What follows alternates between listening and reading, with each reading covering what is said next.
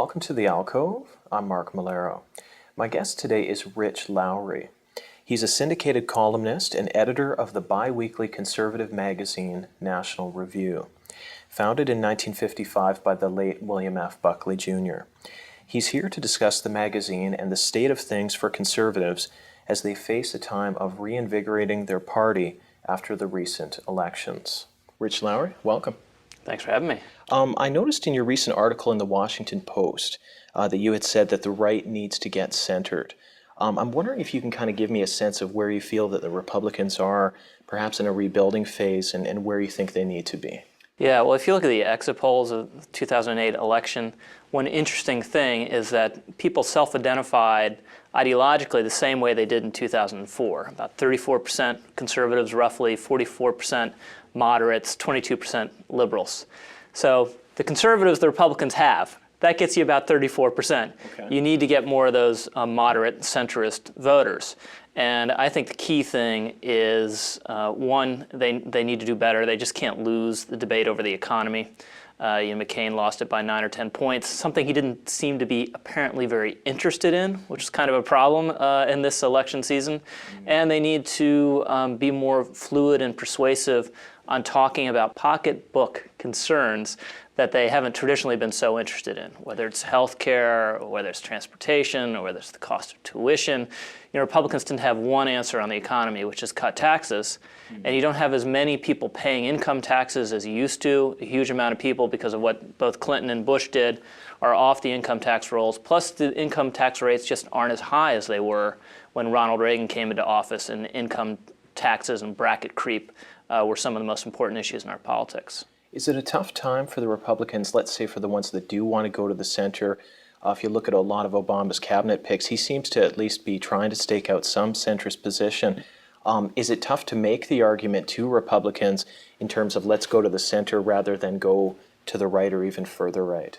Well, there are a couple things. One, my definition of going to the center is probably different than what most people think going to the center is. I think the social issues are a benefit. The social and cultural issues are a benefit to Republicans, and it'd be a mistake to jettison them, because a lot of working class voters, that's why they vote for Republicans. They're not necessarily that attracted to Republican economic policy. Now, you have to present it in a way that's not crude and ham-handed. You can't go around to parts of America saying, okay, you're the real America, everyone else, not so much. Right. That's just not going to sell. And also, at times during the campaign, McCain didn't talk about the social and cultural issues much, but there were some proxy cultural issues like bill errors and Barack Obama's associations, which I thought were legitimate issues, but people can't think you're bringing them up to distract them from the things they really care about, which was the main thing. The economy, right. Okay.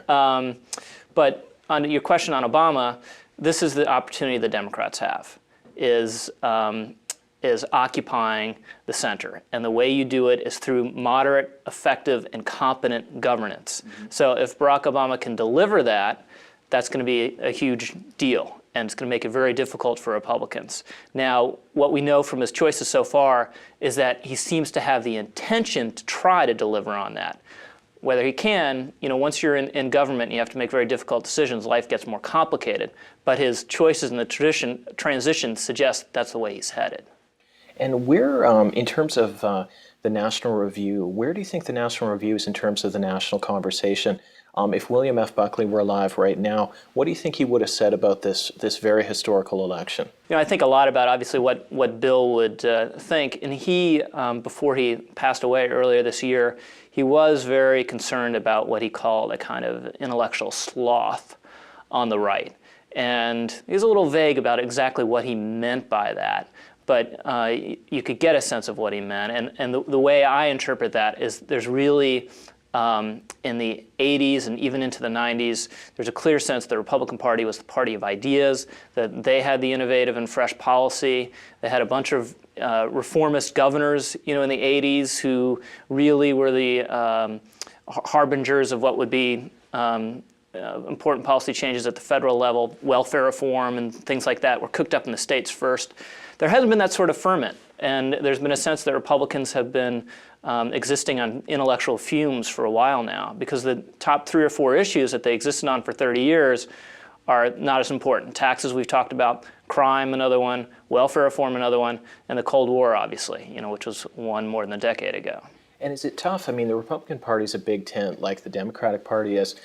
People are talking about, like I say, people moving towards the center. A lot of the conservative intellectuals, George Will, Kathleen Parker, Peggy Noonan, so many yourself, have called for perhaps a move to the center, have perhaps even, at times sort of maybe a grudging respect for the potential of a Barack Obama. What do you say to the people like a Sean Hannity, like a Rush Limbaugh, that are very populist in terms of the center of the country, but do want to take the Republican Party in a different direction? Yeah. How do you kind of manage those different expectations? Well, I'm friends with both Sean and Rush, and I respect what they do a lot. Extremely talented guys. And I think this is a little bit of a false choice that's been cooked up in the op-ed pages, particularly by my friend David Brooks in the New York Times, who posited in a very influential column that there's going to be this huge fight between the reformist conservatives who talk a little bit more about developing some new policy to appeal to people in a different way, and these traditional conservatives would be Rush et al. Rush would be the leader of them. I think it's a false choice, because if you look at the McCain campaign, the single most innovative policy that reform-oriented conservatives welcomed most was his ideas on healthcare reform. You didn't see Rush or Sean or anyone else beating up on those ideas, because what McCain did, he took conservative principles, which involved choice and the free market, and applied them to a policy area where conservatives traditionally hadn't had much to say, healthcare. So that's my model of what the Republican Party needs to be trying to do. And I think once you get down to specifics rather than abstractions and labels, a lot of this internecine warfare goes away. Do you think? I hope. Yeah, and what sort of era do you think that we're entering? Like I say, both on the left and the right. Some people have said that maybe we're entering a new progressive era, but that's certainly to be debated. But where do you think the Republican Party is going as a party? Is it fair to say that it's in a rebuilding phase, or maybe, as you're saying, that it's trying to kind of do some inner questioning and maybe try to come out re-energized like it might have done in the 1960s? Yeah, well, I hope it's the latter. And the scary thing is, if you look at big sea changes in American politics, usually they kind of happen before the president who embodies them gets into office. You look at the New Deal, Hoover was quite activist on the Depression prior to FDR. There's some continuity in the policy there, but the sea change was really between Coolidge and Hoover. You look at Reagan. Carter did a lot of deregulation that people forget about in the late 70s. Congress cut taxes in the late 70s, so you could feel the shift coming even before Reagan was elected. And what scares me now as a conservative, you have a conservative Republican administration who has implemented a huge $700 billion bailout for the financial sector, which could represent a shift in our political economic thinking that will be represented by Barack Obama. I hope it's not a permanent one. I hope it's temporary. I supported the bailout because I just think the financial system's uniquely fragile, and you need to backstop it when it's in danger of totally melting down. But the problem is now everyone's showing up in Washington wanting a bailout. I have to ask you what your impressions are of Sarah Palin. People have sort of talked about her as one of the young stars of the party, like a Tim Pawlenty or other people. I'm wondering, do you have positive impressions of her as a future presidential candidate, or do you see her perhaps more as a successful governor in Alaska? I don't know. It remains to be seen. And it just amazes me the kind of the radioactive cultural charge there was around Sarah Palin. Oftentimes the elections seem to be about Sarah Palin, and she was just a vice presidential nominee at the end of the day. But she polarized people culturally, obviously on the right and the left. Within the Republican Party and conservative intelligentsia, she had that effect. Even within the McCain campaign, towards the end, the McCain campaign was torn apart by Sarah Palin, right, which is really an amazing phenomenon when you think about it. So I've tried to kind of be a middle ground guy in Sarah Palin and be an agnostic. I think she's obviously a poised performer, which is something that's very difficult to teach, and it's just a natural inbred talent, and if you have it, that's a huge deal. Mm-hmm. She's obviously now a rock star within Republican circles, which is something else that every other Republican who has national aspirations would kill to have.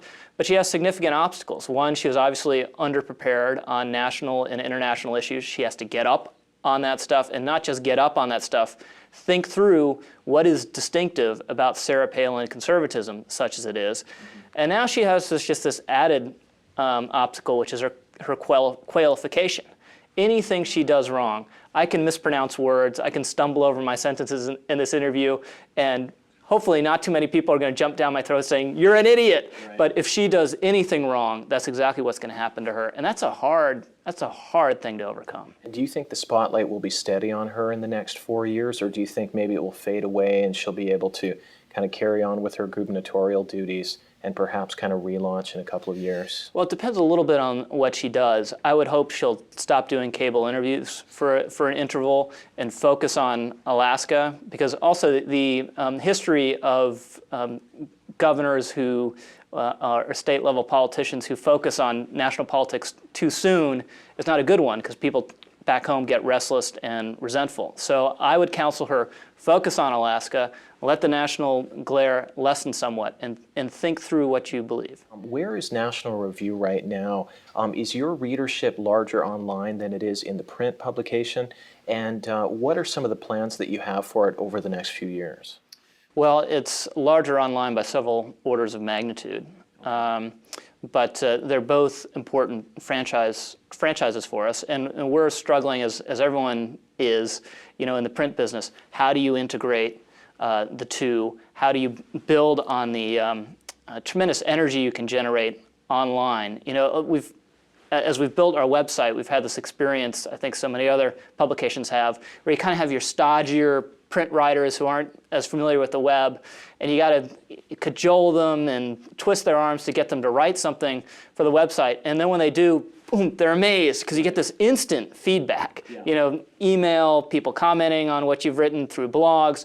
And if you're a writer, that's what you live for. So there's a sense in which that's kind of, online is kind of crack for writers. The question that we're struggling with is, how do you make money? The revenue, on it. Sure. Yeah. Yeah.